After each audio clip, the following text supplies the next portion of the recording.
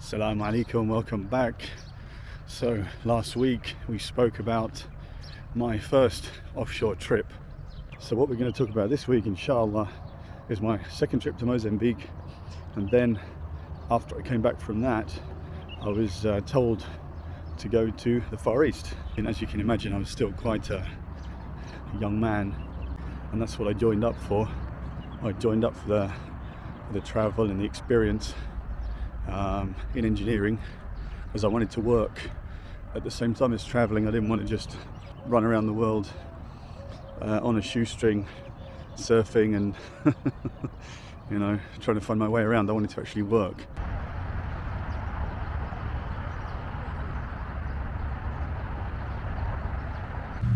Again, the purpose of these videos is to share my experiences so people can potentially benefit from them, also to document bits and pieces of my life. So I'll try to focus on some of the things that I learnt, in reflection.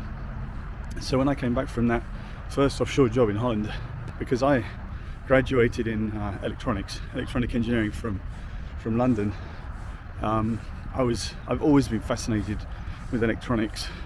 So being on the boat was frustrating for me because it's all pneumatics and mechanics.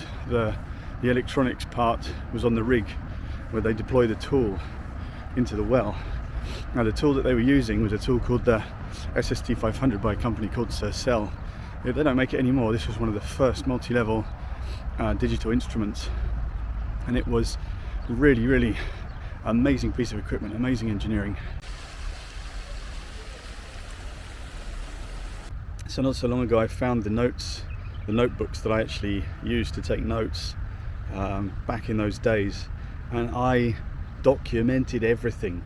I made accurate, kind of almost engineering level drawings of the tools, what was inside the tools, just so that I could learn and understand. And because I love electronics so much, I would ask questions about the tools. How does the comm system work? And I used to find it fascinating.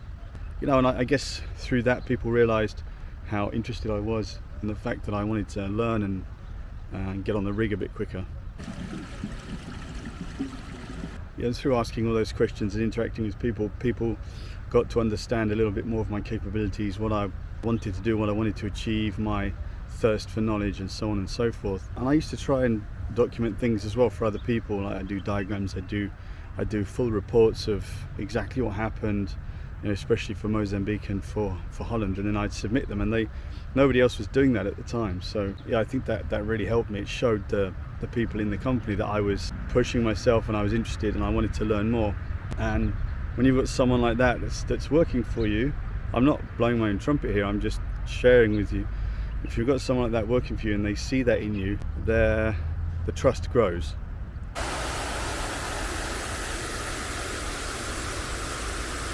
Another job came up in Mozambique, same job, same equipment, same rig, but a different well. So this time they sent me back with a different engineer, a very experienced engineer this time, who was still in the field, and that was a guy called Hugh Wilkins. It was a really different experience this time, because they were kind of sending me, telling me, look, the equipment, the lay of the land.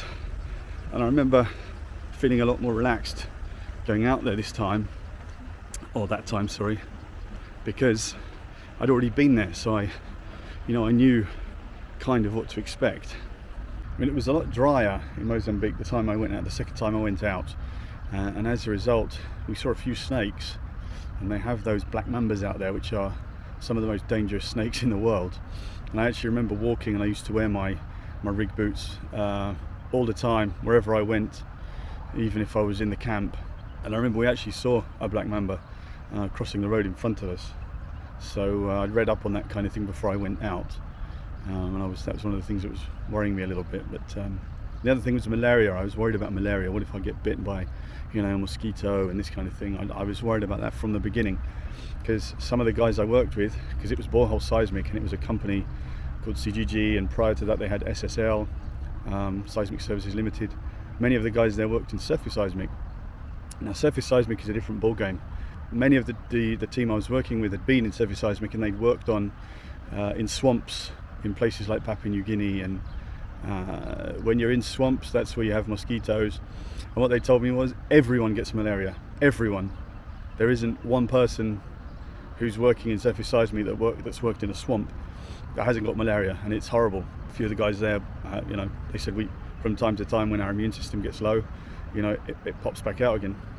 So I was taking these anti-malarial drugs, which were supposed to be, it's a trade-off. The anti-malarials are not so good for some of your organs like your liver, but to avoid getting malaria. I think it was called Larium, if I'm not mistaken.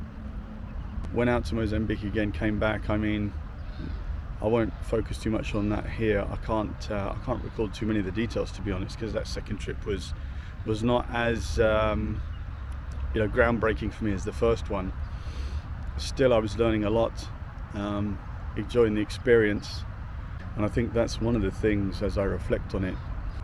When I allowed the things to just happen and just experience them and be there for the pure experience instead of worrying about this, worrying about that, just letting stuff happen. Obviously, you have to plan for the job and everything, but when you're new, you are kind of there to learn, and you rely on the engineer, but you don't want to rely on the engineer too much.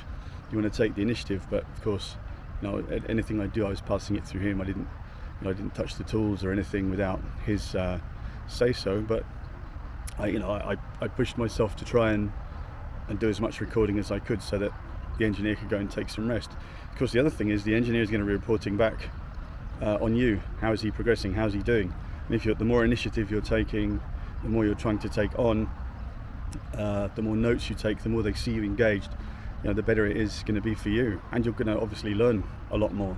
That they'll see that attitude of dedication and wanting to improve and wanting to learn. Everyone respects that. Everyone respects an attitude where you're learning, because it shows that you're humble and you want to understand. I think the attitude some people have of either carelessness, I don't really care, or arrogance, where you think, I don't need to be told. I mean, these shine through. If you put yourself in the position of being a mentor and you're teaching someone, it's such an amazing feeling when someone actually wants to learn from you. So yeah, just a reflection for people that are new in their careers. Just think about how others perceive us is an important point, I think.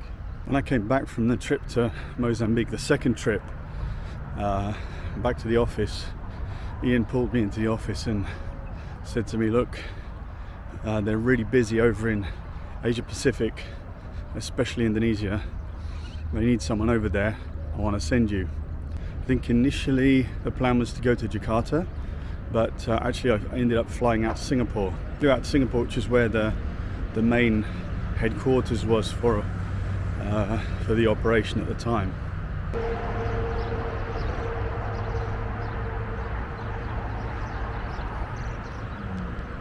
At this stage in my life, absolutely everything was exciting, especially going to Singapore, because I remember they booked me a ticket to Singapore direct from London Heathrow.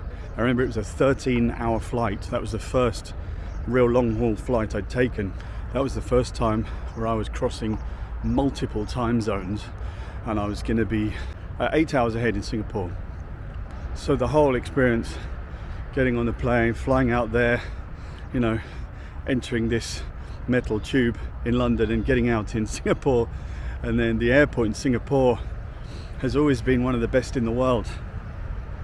I mean, I understand it's much better now even, but back then it was incredible, absolutely incredible airport. And Singapore is an amazing place. I have some of the most incredible memories from Singapore. So in order not to make these videos too long so you get bored, I'll stop there, and next time inshallah we'll talk about my experiences in Singapore and some of the countries that I traveled to while I was there, like Australia and Thailand, before going on to Indonesia. So yeah, see you on the next one, and thanks so much if you've been following along.